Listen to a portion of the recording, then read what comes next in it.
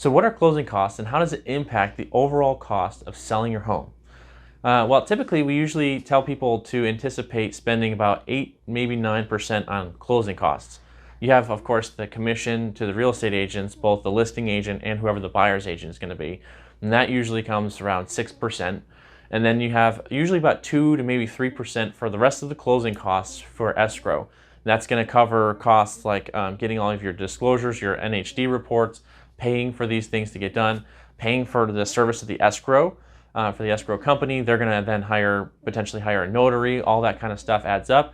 A lot of the escrow fees are typically a few $100s here or there, and it just kind of adds up to typically we see around 2, maybe sometimes 3% of the overall cost.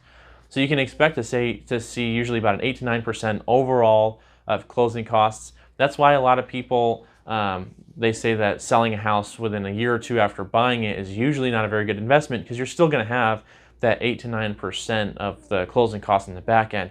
And unless you have more than the 8 or 9% in equity, sometimes you're actually losing money off of that unless you've gained it in appreciation. So typically you can expect 8 to 9%. That's typically what we see.